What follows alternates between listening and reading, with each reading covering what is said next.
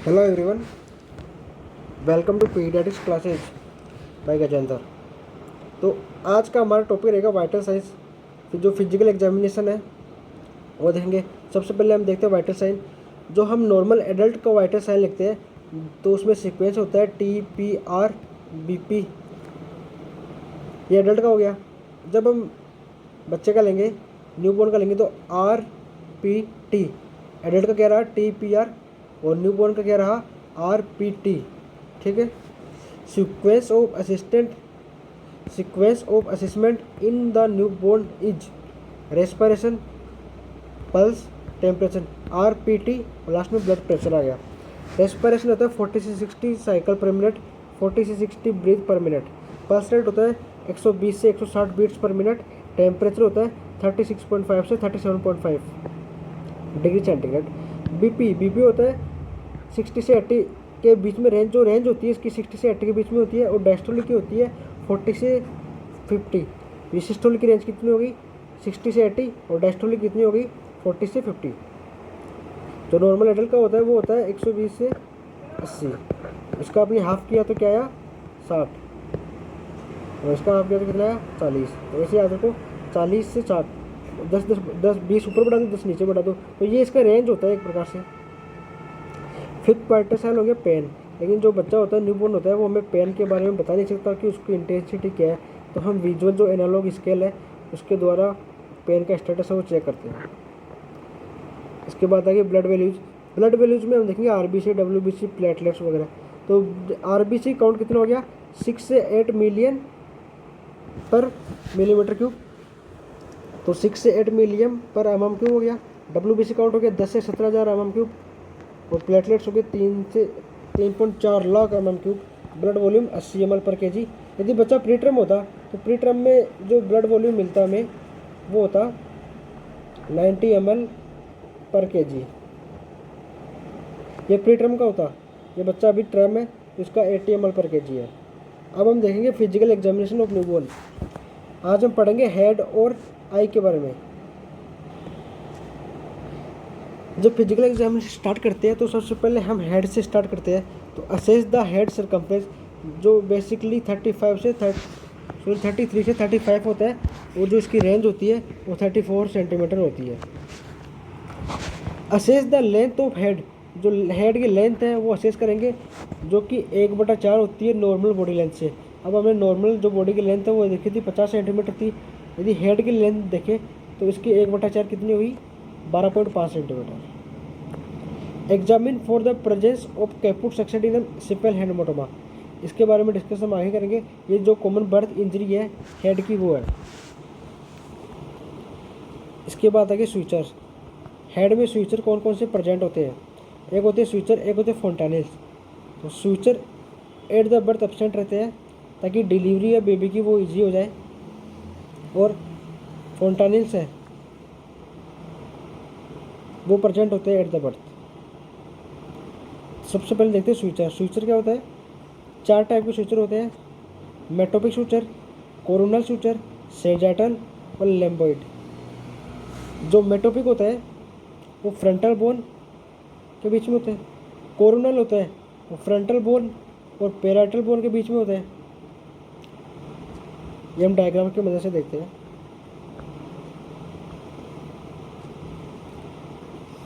ये मेटोपिक स्विचर हो गया। मेटोपिक स्विचर कहाँ होते हैं दो फ्रंटल बोन होती है। एट द बर्थ क्या होता है कि जो फ्रंटल बोन है उसमें भी स्विचर प्रेजेंट होते हैं। उसको बोलते हैं मेटोपिक स्विचर या फिर बोलते हैं फ्रंटल स्विचर। ओके, ये फ्रंटल पार्ट हो गया। ये पैराइटल स्विचर आ गया। ये कोरोनल स्विचर आ गया। कोरोनल स्विचर किसके बीच में प्रेजेंट होता है ये कौन सा हो गया फ्रंटल पार्ट हो गया। ये कौन सा हो गया पैराइटल पार्ट हो गया। तो फ्रंटल पार्ट और पैराइटल पार्ट के बीच में जो स्विचर प्रेजेंट होता है उसको बोलते हैं कोरोनल स्विचर। ये पैराइटल पार्ट है, ये ऑक्सीपिटल पार्ट है। पैराइटल पार्ट और ऑक्सीपिटल पार्ट के बीच में जो स्विचर प्रेजेंट होता है उसको बोलते हैं लेम्बोइड स्विचर। मेटोपिक स्विचर कौन सा होता है जो फ्रंटल बोन के बीच में प्रेजेंट हो। कोरोनल स्विचर कौन सा होता है जो फ्रंटल बोन और पैराइटल बोन के बीच में प्रेजेंट हो। ठीक है। सेजाइटल स्विचर कौन सा होता है जो बोथ पैराइटल जो बोन है उसके बीच में प्रेजेंट हो। और लेम्बोइड सूचर कौन सा होता है, जो पेराइटल बोन और ऑक्सीपिटल बोन के बीच में प्रेजेंट हो। तो एक बार आप फिर से थ्योरी देखिए। मेटोपिक सूचर फ्रंटल बोन के बीच प्रेजेंट था, कोरोनल फ्रंटल बोन और पेराइटल बोन के बीच प्रेजेंट था, सेजाइटल दो पेराइटल बोन के बीच प्रेजेंट था, और लेम्बोइड पेराइटल और ऑक्सीपिटल बोन के बीच था। इसको वैसे याद करना थोड़ा मुश्किल है, लेकिन जो मैंने ट्रिक बनाई है उस हिसाब से आप याद करो। एक और तो माशाल्लाह, तो माशाल्लाह से आप समझो, एम से म हो गया, से आप याद करो एम सी, ठीक है, एम सी शल्ला, मा से ये से ऐसे सेजाइटल हो गया, और ल से क्या हुआ, लेम्बोइड। तो आप याद करो माशाल्लाह ये जो भी है, तो M C S L, M C S L, ठीक है, माशाल्लाह, ठीक है, ये ठीक बैठेगा। तो M C S L, metopic, coronal, sagittal और लेम्बोइड। ओके, तो ये इस तरह से आप जो सूचर्स है उसका क्रम याद करोगे। उसके बाद हम देखते हैं फोंटाइल्स। फोंटाइल्स एट द बर्थ प्रेजेंट होते हैं। Wide gap between the suture line, suture line के बीच में जो वाइड गैप दिख रहा है उसको बोलते हैं fontanelle. Anterior fontanelle, posterior fontanelle. Anterior fontanelle होता है डायमंड शेप का, और पोस्टीरियर फोंटाइल होता है ट्राइंगल शेप का। फिर एक बार आप इमेज में आइए, ये हो गया एंटीरियर फोंटाइल, ये हो गया पोस्टीरियर फोंटाइल, ये एंटीरियर, ये पोस्टीरियर। एंटीरियर फोंटाइल कैसा होता है, डायमंड शेप का होता है, और जो पोस्टीरियर फोंटाइल होता है वो कैसा होता है, ट्राइंगल शेप का होता है। ओके, तो एंटीरियर फोंटाइल है ये डायमंड शेप का है, और पोस्टीरियर फोंटाइल है ये ट्राइंगल शेप का है। ये फ्यूजन की बात करें, ये फ्यूज कब होगा, तो एंटीरियर फोंटाइल है वो फ्यूज होगा 12 से 18 मंथ, ऑलमोस्ट 1.5 साल पे फ्यूज हो जाएगा ये, ठीक है, 1.5 साल। और पोस्टीरियर फोंटाइल होगा 1.5 मंथ पे, 1.5 मंथ पे पोस्टीरियर फोंटाइल फ्यूज होगा। तो 1.5 साल ऐसे याद करना आपकी, 1.5 साल पे हो जाएगा एंटीरियर फोंटाइल फ्यूज, और 1.5 महीने पे हो जाएगा पोस्टीरियर फोंटाइल फ्यूज, ठीक है। तो नेक्स्ट देखिए, हम थ्योरी देखते हैं।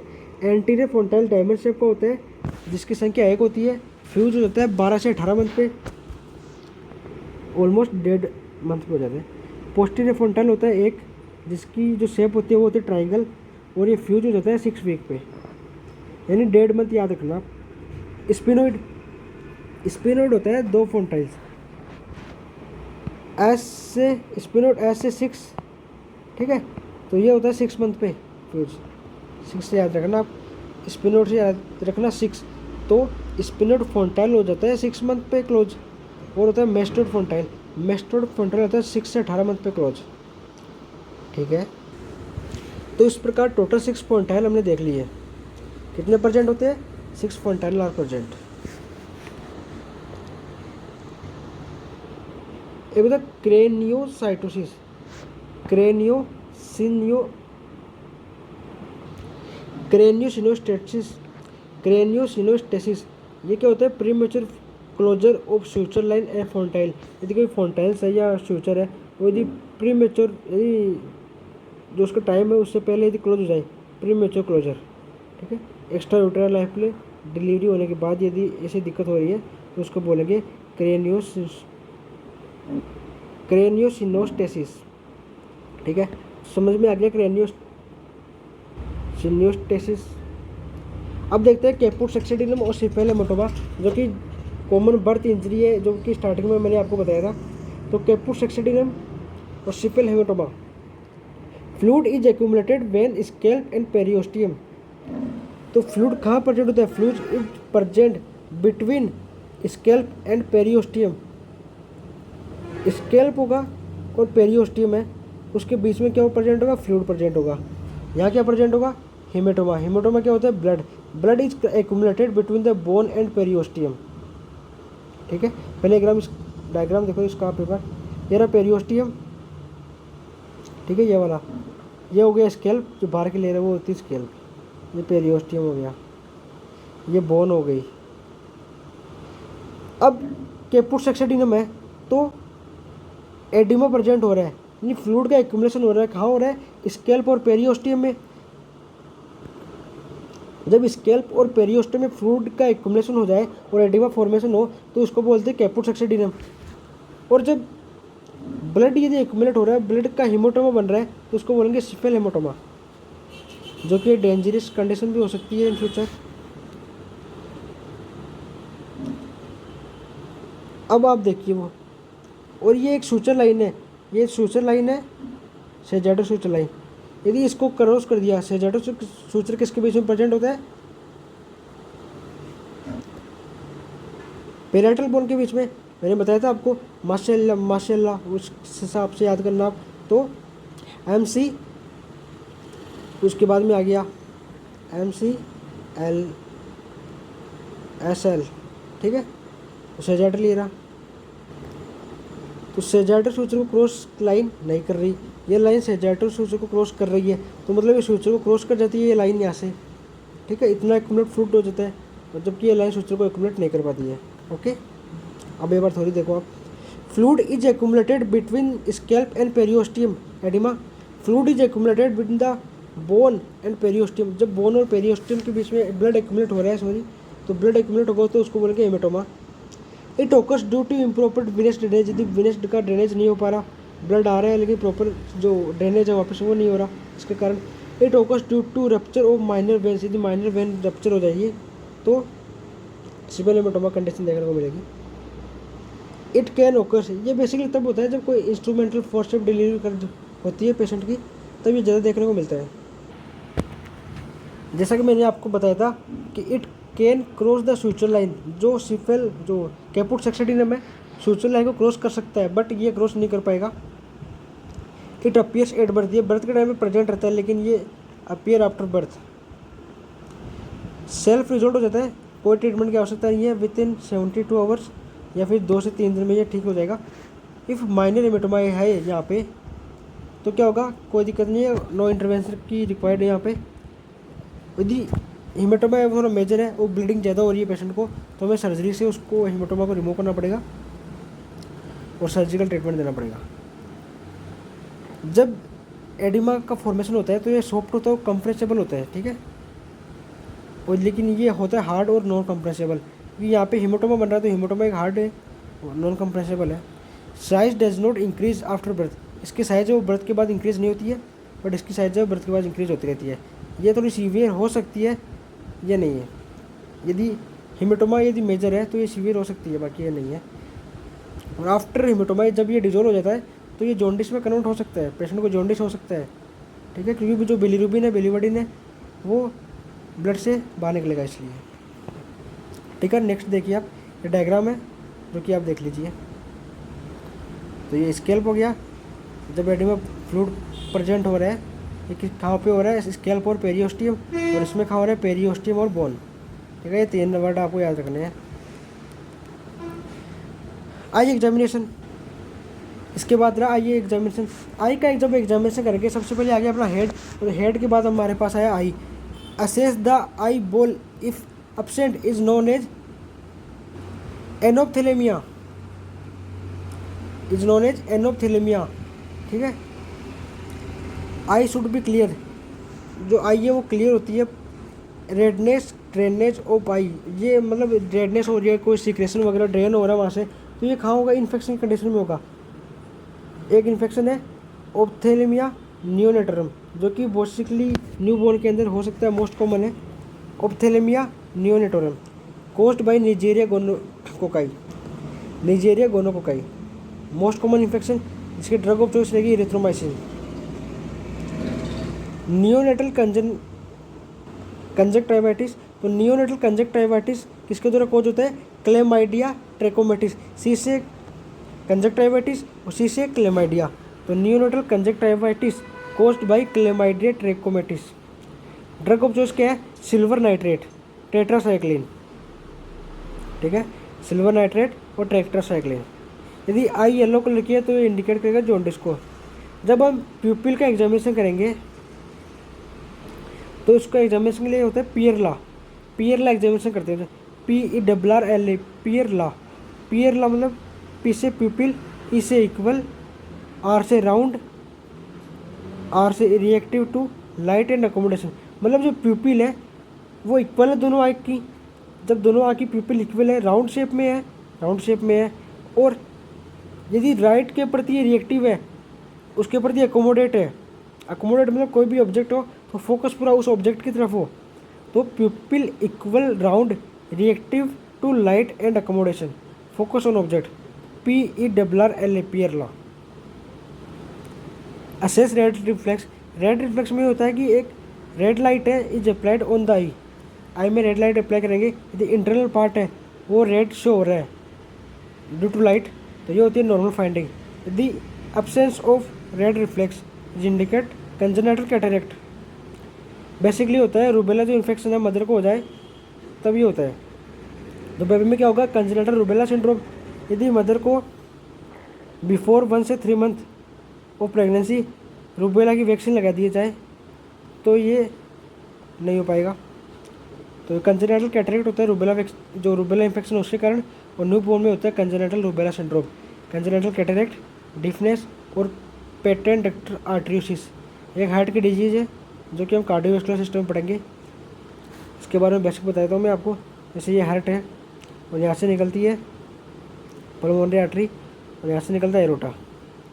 जब इन दोनों के बीच में शंट प्रेजेंट होता हो, यहाँ से ब्लड इधर जाता हो, इसको बोलते हैं पेटेंट डक्टस आर्ट्रियोसिस। तो कंजेनिटल रूबेला सिंड्रोम क्या कर सकता है, पेटेंट डक्टर आर्ट्रियोसिस कर सकता है, डीफनेस कर सकता है, कंजेनिटल कैटरेक्ट कर सकता है।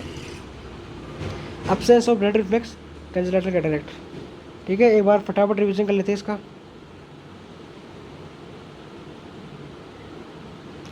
फटाफट देखो, फिजिकल एग्जामिनेशन किया हमने, वाइटल साइन बता दिए, TPR को क्या करेंगे हम, RPT रेस्पिरेशन 4 से या 40 से 60 साइकिल पर मिनट, ब्रीथ, पल्स रेट होगी 120 से 160, टेम्परेचर हो गया 36.5 से 37.5, BP हो गया 60 से 80, डायस्टोलिक हो गया 40 से 50, फिफ्थ वाइटल साइन हो गया पेन, ब्लड वॉल्यूम देखा था हमने, RBC काउंट 7 से 8 मिलियन पर mm3, WBC काउंट 10,000 से 17,000 mm3, प्लेटलेट्स था 3.5 लाख और ब्लड वॉल्यूम था 80 ml, प्लेटरम का बताया था 90 ml। हेड एग्जामिनेशन किया था, हेड एग्जामिनेशन फिजिकल एग्जामिनेशन में, हेड एग्जामिनेशन में हमसे हेड का सर्कमफरेंस देखा था जो कि 1/4 होता है लेंथ में। तो उसके बाद जो कॉमन बर्थ इंजरी वो देखी थी, कैपुट सेक्सटिनियम सिपेल हेमाटोमा, सूचर देखे थे, सूचर क्या था, माशाल्लाह तो MCSL। उसके बाद 4 सूचर थे, फोंटाइल देखे थे, 6 फोंटाइल होते हैं, 4 सूचर होते हैं। ठीक है, तो ये कंटेंट आपको याद करना है। आज का लेक्चर हम यही फिनिश करते हैं। Thank you for supporting us, wait for third. Okay, thank you.